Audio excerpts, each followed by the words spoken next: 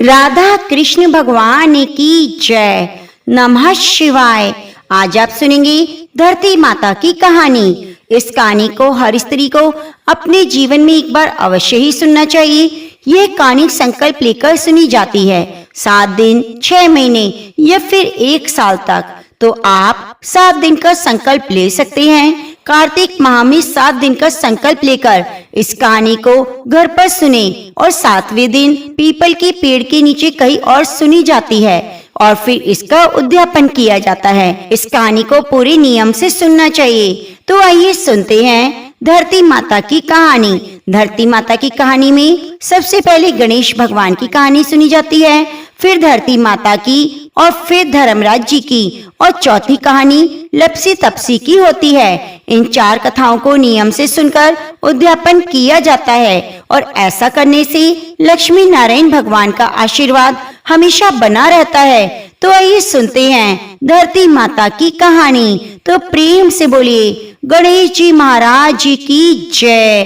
पूर्व काल में पार्वती देवी को देवताओं ने अमृत से तैयार किया हुआ एक दिव्य मोदक दिया। मोदक को देखकर पार्वती के दोनों बालक कार्तिकेय और गणेश जी मांगने लगे। कार्तिकेय कहने लगे कि मोदक मुझे चाहिए, गणेश जी कहने लगे मोदक मुझे चाहिए। दोनों आधा आधा बांटने के लिए तैयार नहीं थे।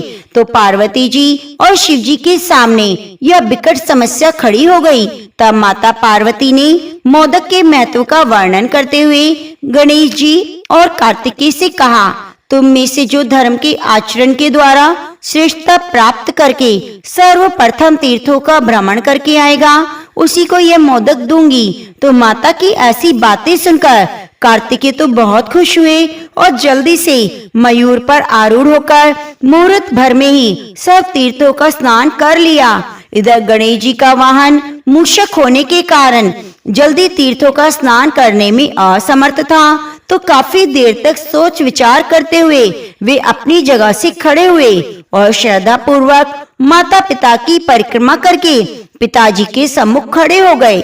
यह देखकर माता पार्वती ने कहा, सभी तीर्थों में किया हुआ स्नान, संपूर्ण देवताओं को किया हुआ नमस्कार, सब यज्ञों का अनुष्ठान और सब प्रकार के व्रत, मंत्र, योग और संयम का पालन, यह सभी साधन माता पिता के पूजन के 16वें अंश के बराबर भी नहीं हो सकते।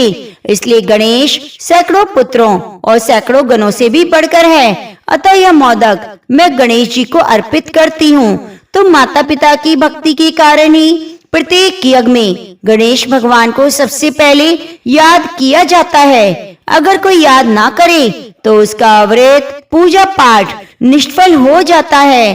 तो प्रेम से बोलिए गणेश भगवान की जय, धरती माता की जय।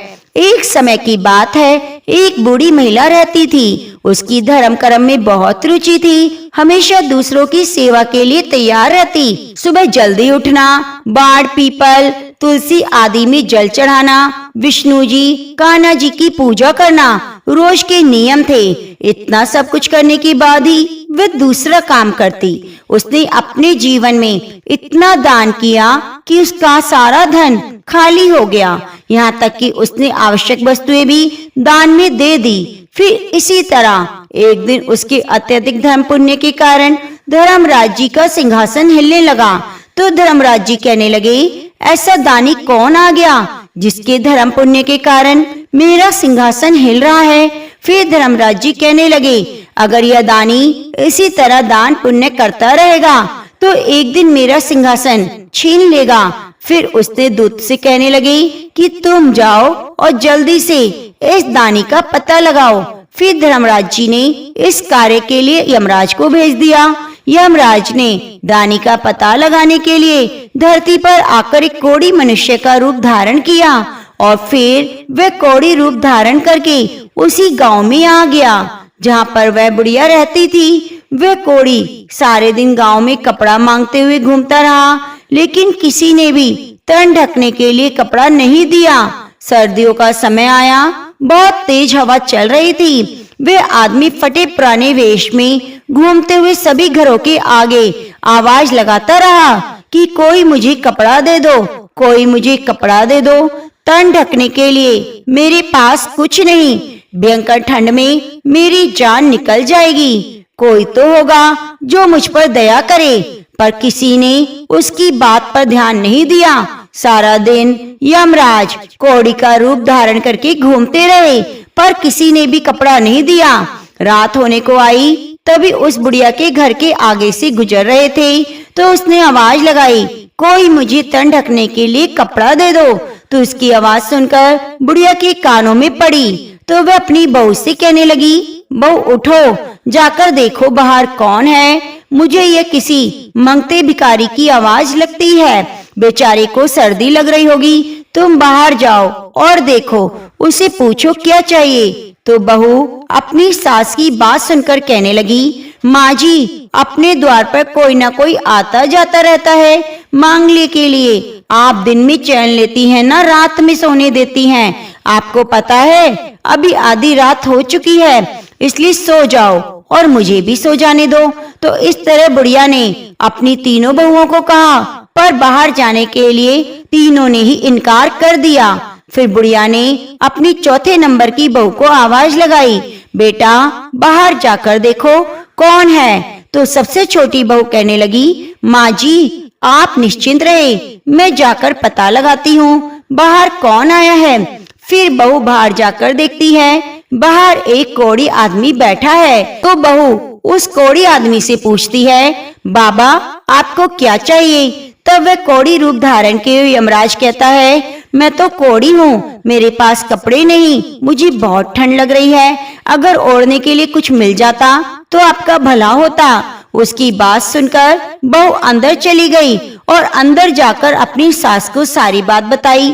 तो बहू की बात सुनकर बुढ़िया माई कहने लगी, बहू तेरे पिताजी ने जो कंबल ओढ़ रखा है, उस कंबल को ले जाकर उस कोढ़ी आदमी को दे दो, बेचारा बाहर बैठा है, हम तो कमरे के अंदर है। तो यह बात सुनकर बहू कहने लगी, नहीं माँ, अगर ऐसा किया तो पिताजी को ठंड लगेगी। बुढ़िया माई कहने लगी, यह लो मेरी गुदड़ी और पिताजी को दे दो, उनके पास से कंबल ले जाकर उस भिखारी को दे दो, बेचारा खुले आसमान में बैठा है, हम तो कमरे में हैं, उसके पास कुछ नहीं, कम से कम एक कंबल होगा तो सर्दी में बचाव हो जाएगा। तो बहू ने अपनी सास की बात मानते हुए कंबल ले जाकर उस आदमी को दे दिया। वह भिखारी आदमी उस कंबल को ले जाकर उसके द्वार से खड़ा होकर चला गया और सीधे धर्मराज के पास गया। वहां जाकर कहने लगा, महाराज यह लो कंबल। गांव के भारी हिस्से में एक बुढ़िया माई रहती है, बहुत ही अधिक दान पुण्य करती है। उसके घर में एकमात्र यही कंबल बचा था, वह भी मुझे दे दिया। उसने नई और पुरानी सभी चीजों का दान कर दिया, उसके घर में दान के लिए अब कुछ नहीं। तो यमराज की बात सुनकर धर्मराज जी कहने लगे, अब तो यह बुढ़िया मेरा सिंहासन लेकर रहेगी। फिर धर्मराज जी दूत से कहने लगे, तुम जाओ और उस बुढ़िया माई को यहाँ लेकर आओ। तो वह दूत धर्मराज की आज्ञा पालन करते हुए बुढ़िया माई को लेने धरती पर आए और साथ लेकर आ गए। बुढ़िया माई ने वहां पहुंचकर जैसे पहला कदम उठाया तो रखने के लिए नीचे पानी था, उसे पैर रखने के लिए धरती नहीं मिली। तो यह देखकर बुढ़िया माई हैरान हो गई, जहाँ बुढ़िया माई खड़ी थी वहीं खड़ी रह गई। फिर मन में विचार करती है कि भगवान से कहने लगी, हे भगवान यह क्या, अब मेरा क्या होगा, मेरे पैरों के नीचे तो धरती नहीं, मुझे धरती चाहिए। तब भगवान कहने लगे, बुढ़िया माई तू धरती मोल नहीं ली, अब मैं धरती कहाँ से ला कर दूं। तो यह बात सुनकर बुढ़िया माई गुस्से में होकर कहने लगी, जब मुझे खड़ी रहने के लिए और चलने के लिए धरती ही नहीं मिलेगी तो आप यहाँ मुझे क्यों लेकर आए हैं। तो धर्मराज जी कहने लगे, धरती जो मोल लेता है उसी को यहाँ पर धरती मिलती है। फिर बुढ़िया माई कहने लगी, हे महाराज मैं ये सब कुछ नहीं जानती, धरती मोल किस प्रकार लेते हैं, मुझे ये सब कुछ आप बताइए। मैं बिना धरती के यहाँ पर कैसे रहूंगी, यहाँ स्वर्गलोक में मेरा क्या काम, मुझे अब धरती मोल लेने की सारी विधि बताओ। मृत्यु लोक में कुछ समय के लिए आप वापिस भेज दो, फिर मैं धरती मोल लेकर ही आपके दूतों के साथ वापिस आऊंगी। यही मेरे बेटे बहू ने मेरी काया को जला दिया, फिर मेरे लिए धरती कौन मोल लेगा, कौन धरती माँ की कहानी सुनेगा। फिर मैं धरती नहीं ले सकूंगी और ना ही स्वर्ग का आनंद उठा पाऊंगी। तो बुढ़िया माई की बात सुनकर धर्मराज जी का मन विचार करते हुए कहने लगी, बुढ़िया माई ठीक है, तू जा। फिर यह कहकर धर्मराज जी ने अपने दूतों को बुढ़िया माई के साथ धरती पर वापस भेज दिया। उधर बुढ़िया माई रात में ही मर गई थी। जब सुबह हुई तो बहू बेटे उसके अंतिम संस्कार की तैयारी कर रहे थे। जब संस्कार की तैयारी हुई तो उसके बेटे अर्थी को उठाकर ले जाने लगे। अर्थी लेकर आधे रास्ते पहुँचे। बुढ़िया माई कहने लगी, बेटा तुम मुझे कहाँ लेकर जा रहे हो? तब उसका बेटा कहने लगा, माँ इतनी जल्दी भूतनी कैसे बन गई? तब बुढ़िया माई कहने लगी, बेटा मैं भूतनी नहीं, मैं तेरी माँ हूँ। मैं 7 दिन के लिए धरती पर आई हूँ, 8वें दिन यहाँ से चली जाऊंगी। मुझे तो धर्मराज जी ने भेजा है। तो उसके बेटे कहने लगे, माँ तुम्हें वापस आना था तो क्यों गई? वह कहने लगी, बेटा क्या करूं, मैंने अपने जीवन में बहुत दान पुण्य किए, लेकिन धरती माता की कहानी कभी नहीं सुनी और ना धरती मोल ली, इसलिए मुझे वहाँ पर धरती नहीं मिली। जहाँ भी मैं पैर रखती वह पानी ही पानी हो जाता। मेरी प्रार्थना करने पर धर्मराज जी ने मुझे धरती माता की कहानी सुनने के लिए भेजा है। 7 दिन कहानी सुनूंगी, फिर उसका उद्यापन करके वापस चली जाऊंगी। तो यह सुनकर उसके बेटे अपनी माँ को घर ले आए और घर आकर बुढ़िया माई अपने बेटे बहू से कहने लगी, बेटा ब्राह्मण को बुलाकर आज से 7 दिन तक मुझे धरती माता की कहानी सुनानी है। 7 दिन में कहानी सुनूंगी, उसके बाद उद्यापन करके 8वें दिन वापस चली जाऊंगी और फिर लौटकर कभी नहीं आऊंगी। तो बुढ़िया माई की बात सुनकर उसके सारे बेटे असमंजस में पड़ गए और सोचने लगे क्या करें। तब एक बुजुर्ग पंडित वहां पर आया और कहने लगा, बेटा तुम्हारी माँ भगवान के द्वार में जाकर आई है और फिर से अपनी काया में आ गई है। तो ये सच कह रही है, भगवान ने ही इसको यहाँ भेजा है। ये अपने जीवन में बहुत धर्मपरायण थी। अब जैसा तुम्हारी माँ कहती है वैसा करो, 7 दिन तक धरती माता की कहानी सुनवाओ और फिर इसका उद्यापन कर देना। तो पंडित की बात सुनकर उसके बेटे मान गए और बुढ़िया के घर में लोगों की भीड़ लगी हुई थी, क्योंकि उस दिन उसका संस्कार होना था। सारी औरतें वहाँ भजन गा रही थीं, बहुएं भी वहाँ पर बैठी हुई थी। बुढ़िया माई को जिंदा देखकर बहू कहने लगी, ये अम्मा नहीं मरेगी, यह तो हमें मारकर फिर मरेगी। सारे घर में झाड़ू लगा दी, सुई तक भी घर में ना छोड़ी। घर में भोजन बनाना तो दूर, एक चुटकी नमक भी नहीं। अब ये फिर से आ गई। तो बहू की बात सुनकर बुढ़िया माई कहने लगी, बेटा मैं किसी को मारने नहीं आई, मुझे तो तुम ब्राह्मण को बुलाकर धरती माता की कहानी सुना दो। 7 दिन में कहानी सुनूंगी, फिर यहाँ से आगे मुझे धरती मिल जाएगी, मैं यहाँ से चली जाऊंगी, फिर लौटकर नहीं आऊंगी। तो उसके बेटे बहू ने 6 दिन तक बुढ़िया माई को लगातार ब्राह्मण को बुलाकर कहानी सुनवाई और 7वें दिन पानी का भरा हुआ 1 लोटा रोली मोली 5 तवा नाल का धागा गुड़ की डली लेकर बुढ़िया माई अपनी बहू से कहने लगी, चलो बेटा तुम सारे के सारे मेरे साथ पीपल के पेड़ के नीचे चलो, हम सारे वहाँ बैठकर धरती माता की कहानी सुनेंगे। आज मेरे इस व्रत का उद्यापन है, मैं चाहती हूँ तुम सारे चलो, तुम भी इस कथा को सुनना जिससे तुम्हें पीड़ा का दुख ना हो। और फिर बुढ़िया माई अपनी बहुओं को लेकर पीपल के पेड़ के नीचे गई। बैठकर ब्राह्मणी ने धरती माता की कहानी कही। तो बुढ़िया माई उसकी बहुओं ने सुनी, कहानी के हुंकारे दिए। धरती माता की कहानी कहने के बाद मौली का धागा 5 रुपए और गुड़ की डली लेकर पीपल की जड़ में दबा दी। फिर बुढ़िया माई ने हाथ जोड़कर कहा, धरती माता इसे स्वीकार करो। धरती माता अब मैंने तुम्हें मोल ले लिया है, जाने अनजाने अगर कोई पाप हो गया हो तो तुम अपने में समेट लेना और मुझे आगे धरती मिले, ये आशीर्वाद दो ताकि मुझे फिर से यहाँ ना आना पड़े। इस प्रकार बुढ़िया माई ने 7 दिन धरती माता की कहानी सुनकर उद्यापन किया।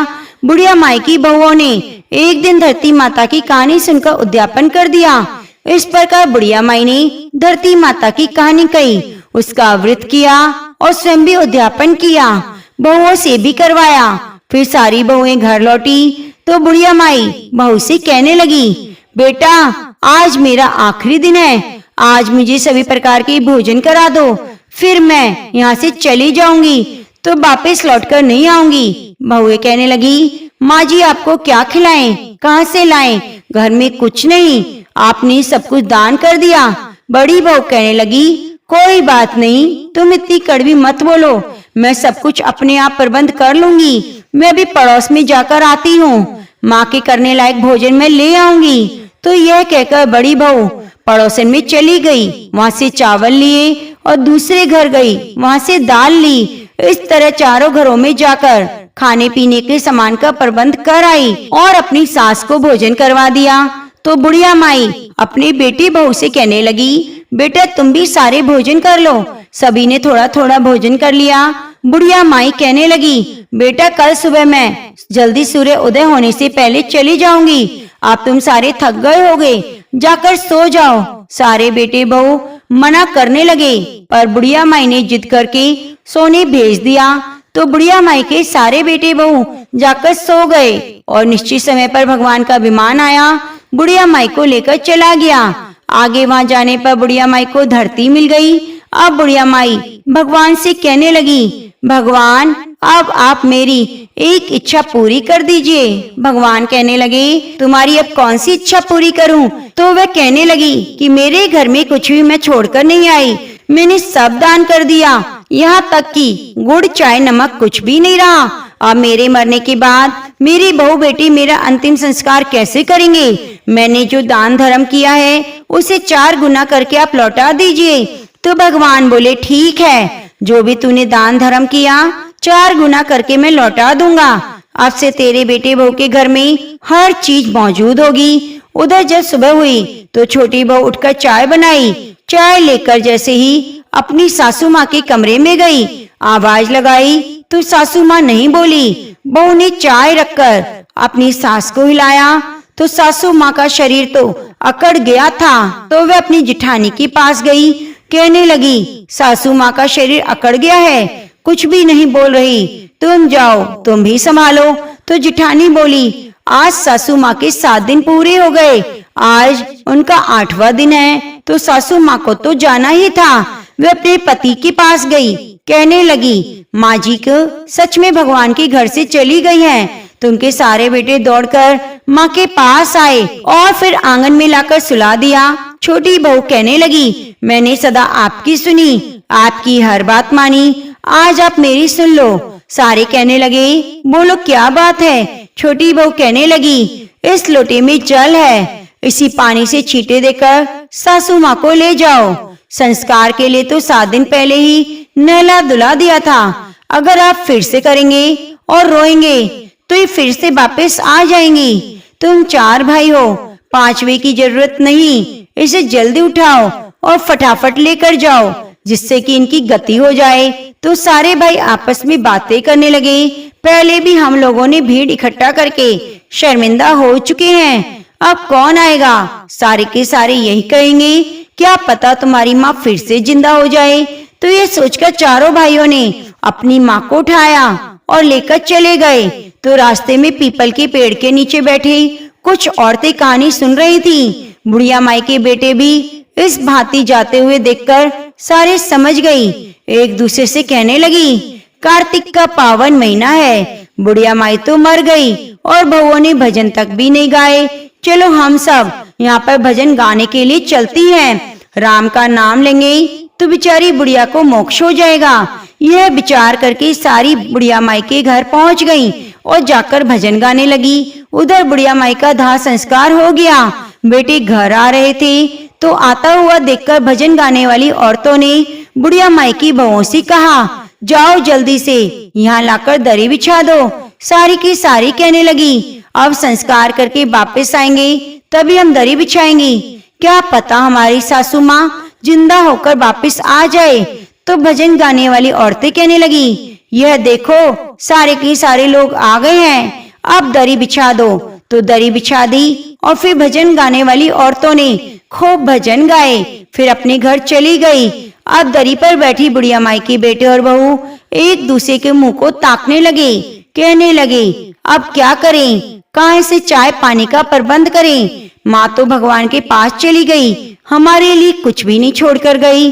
तो अड़ोसी पड़ोसी भी माँ की चर्चा करने लगे। चलो भाई, बुढ़िया माई के परिवार वालों को चाय पानी पिलाकर आते हैं, रोटी पानी खिलाते हैं। आज उनकी माता 100 वर्ष पूरे कर लिए, आज तो हमें खिलाना पिलाना होगा, कल तो बेचारे अपने आप देख लेंगे।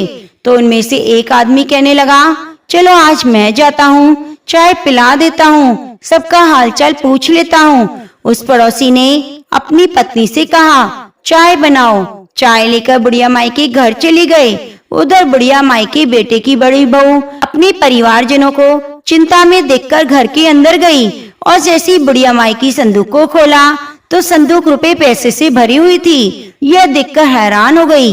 रसोई में गई तो आटे के बोरे, गुड़ खांड के, खाने पीने का सामान सब कुछ तो था। सब्जियां मसाले सब रखा हुआ था, सारी सामग्री रखी हुई थी। ये देखकर बहू बहुत खुश हुई। सोचने लगी, माँ अपने बेटे पोतों के लिए बहुत दान धर्म करती थी और अपने घर में भी ये दान वापस देकर गई है। ये देखकर खुशी खुशी बाहर गई और अपने पति से कहने लगी, आप एक बार अंदर आइए। तो पति कहने लगा, अभी तो माँ का संस्कार करके आए हैं, कैसे घर के अंदर जाएं और कैसे घर से बाहर जाएं।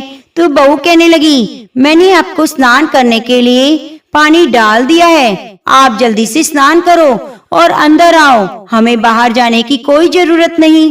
तो यह सुनकर उसके पति ने स्नान किया, फिर अंदर गया। अपनी पत्नी के कहे अनुसार संदूक को खोलकर देखा तो खूब सारे पैसे पड़े हुए थे। उसकी पत्नी कहने लगी, आप चलो रसोई घर में। रसोई घर में जाकर देखा तो खाने पीने का खूब सामान था। यह देखकर पति हैरान हो गया। पत्नी से कहने लगा, माँ तो हमें बहुत सा धन देकर गई। फिर वे दोनों पति पत्नी बाहर आए। भाइयों को और बहुओं ने अपनी देवरानियों से कहा, चाय बनाओ, चावल बनाओ, रोटी सब्जी बनाओ। सब घर आते हैं तो कांधियों के लिए चावल बनाने होते हैं। देवरानी कहने लगी, जिठानी जी, हमारे घर में तो कुछ भी नहीं। उसकी जिठानी बोली, तुम घर के अंदर जाओ और देखो क्या है क्या नहीं। यह सुनकर सारी बहुएं अंदर गई तो जाकर देखा सारा सामान रखा हुआ था। फिर वे अपनी कमरों में गई, सभी ने संदूकें खोली तो उनका धन दोगुना चौगुना हो गया था। सभी संदूकों में थोड़ा थोड़ा सामान रखा हुआ था। छोटी बहू की संदूक में कुछ भी नहीं था, जैसा पहले था वैसा का वैसा ही था, क्योंकि उसने कभी भी बुढ़िया माई की सेवा नहीं की थी और ना ही कभी मीठे शब्दों से बात की। तो उसी समय उसकी पड़ोसी चाय लेकर उसके घर आई तो उनके चूल्हे में जो आग जल रही थी, कहीं सब्जी बन रही थी, कहीं चाय रोटी दाल पक रही थी। तो यह देखकर पड़ोसन तो हैरान हो गई और सोचने लगी, इनका काम तो अच्छे से चल रहा है। ऐसा मन में विचार करते हुए पड़ोसन बुढ़िया माई के बेटों से कहने लगी, मैं आपके लिए चाय लेकर आई थी, आप तो चाय बना रहे हैं। तो बुढ़िया माई का बेटा बोला, चाय तो दे दो परंतु रोटी मत लाना, क्योंकि रोटी तो ये देखो हमारे घर में बन रही है। हमारी माँ हमें सब कुछ देकर गई है, हमारे लिए दान पुण्य किया और आज वे हमें सबको दोगुना होकर मिल गया। हमारे घर में अन्न धन के भंडारे भरे हैं। हे धरती माता, जैसे अपनी बुढ़िया माई का अगला पिछला सुधारा वैसे सबका सुधारना। तो प्रेम से बोलो, धरती माता की जय। अब आइए सुनते हैं धर्मराज जी की कहानी। एक नगर में 2 सेठानियां रहती थी। एक के घर में बहुत सा धन था पर वे बहुत कंजूस थी। दूसरे के पास थोड़ा कम था पर वे मन से बहुत अमीर थी। रोजाना सुबह जल्दी उठती, गंगा स्नान करती, तुलसी बड़ पीपल सींचती, भगवान के मंदिर में जाकर भगवान की पूजा करती। धर्मराज सूरज भगवान की कहानी सुनती, भगवान के भोग लगाकर ब्राह्मणी को जिमाती, गाय कुत्ते के लिए रोटी निकालती। तब दूसरी सेठानी इस धर्मात्मा को देखती तो हंसकर कहती, तू पता नहीं दिन भर क्या करती रहती है। ये कहती, बहन पूजा पाठ करना हर औरत का धर्म होता है, मैं तो वही करती हूँ। तुम भी सुबह जल्दी उठकर स्नान करके पूजा पाठ किया करो। तो सेठानी कहती, पूजा पाठ तो तुम खूब करती हो पर इसके बदले क्या मिलता है? कभी अपने आप को देखा है? सूख कर कांटा हो गई हो और मैं कुछ नहीं करती। देखो मैं कितनी हट्टी कट्टी हूँ, मैं तो कहती हूँ पूजा पाठ में कुछ नहीं पड़ा, मेरे पास तो खूब सारा धन है और तुम्हारे पास कुछ नहीं। तो धर्मात्मा सेठानी कुछ नहीं बोली, पूजा पाठ नियम से करती रही। ऐसा करते करते समय बीता। समय के साथ दोनों बूढ़ी हो चली। फिर एक दिन भगवान के घर से बुलाया आया। यमराज के दूत उन्हें लेने आए तो धर्मराज सेठानी के लिए यमराज ने विमान भेजा और दूसरी सेठानी को मारते पीटते हुए लेकर जाने लगे। थोड़ी दूर चलने पर वे सेठानी से कहने लगे, मुझे भूख लगी है। तो दूत कहने लगे, किसी को कुछ दिया होगा तो मिलेगा। फिर बोली, प्यास लगी है। तो दूत बोले, अपने जीवन में कभी किसी प्यासे को पानी पिलाया होगा तो मिलेगा। ये सुनकर वह चुप हो गई। फिर रास्ते में चलते चलते कांटे चुभने लगे, गर्मी सताने लगी, पर वह दूत उसे घसीट कर ले जाते रहे। तो सेठानी बहुत ही पछता रही थी। सोच रही थी, मेरे पास सब कुछ था, फिर भी मैंने किसी चीज का दान नहीं किया और सब कुछ पीछे छूट गया। मुझे क्या मिला? अगर समय रहते मैं भी दान धर्म कर लेती तो आज मुझे कितना काम आता। और दूसरी ओर धर्मात्मा बुढ़िया को भगवान के पास सिंहासन मिला। वह उस पर बैठ गई और नास्तिक सेठानी को ले जाते हुए तपते हुए कुंड में डाल दिया। अब सेठानी यमराज से बोली, मुझे 1.25 पैर का जीवन दे दो, मैं वापस आकर दंड भोग लूंगी। तो यमराज ने कहा, ठीक है। तो सेठानी के शरीर में प्राण वापस डाल दिए। संसार में आते ही उसने पंडितों को बुलाकर धर्मराज की कहानी सुनी और सब तरह से दान धर्म किया। इसे 1.25 पैर का समय पूरा हो गया। अब की बार विमान आया। 1.25 पैर के दान धर्म से सेठानी को स्वर्ग मिला। तो प्रेम से बोलिए, धर्मराज की जय। तो हर मनुष्य को अपनी कमाई का कुछ हिस्सा दान पुण्य में जरूर लगाना चाहिए। दान करते समय कभी भी मन में अभिमान नहीं लाना चाहिए, क्योंकि ये सब कुछ भगवान ने दिया है। तो हमें अभिमान किस चीज का? भगवान ने हमें दान धर्म करने के लिए चुना है। तो प्रेम से बोलिए, धर्मराज की जय। अब आइए सुनते हैं लपसी तपसी की कहानी। एक लपसी था, एक तपसी। तपसी तो भगवान की तपस्या करता। लपसी रोजाना 1.25 सेर का हलवा बनाकर भगवान को भोग लगाकर टाली हिलाकर जीम लेता। एक दिन दोनों में झगड़ा हो गया। तपसी बोला, मैं भगवान की तपस्या करता हूँ, इसलिए मैं बड़ा हूँ। लपसी बोला, नहीं, मैं बड़ा हूँ। नारद जी ने कहा, तुम्हारा फैसला मैं करूँगा। दूसरे दिन जब तपसी नहाकर आ रहा था तो नारद जी ने 1.25 करोड़ का मुंदड़ा तपसी के आगे गिरा दिया। उसे देखकर तपसी ने पैर के नीचे दबा लिया और तपस्या करने लगा। उधर लपसी ने 1.25 सेर हलवा बनाकर भगवान को भोग लगाया और टाली हिलाकर जीम लिया। इतने में नारद जी आए, दोनों को पास बुलाया। दोनों ने नारद जी से पूछा, बताओ कौन बड़ा? नारद जी ने तपसी से अपना पाँव हटाने के लिए कहा। पाँव हटाते ही मुंदड़ा निकला।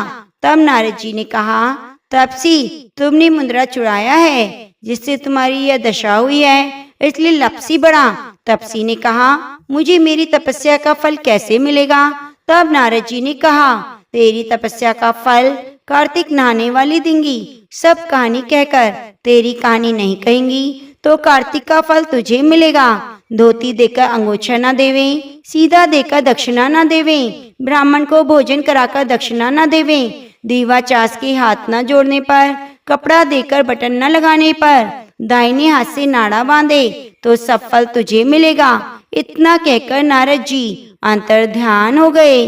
तो प्रेम से बोलिए, कार्तिक मास की जय।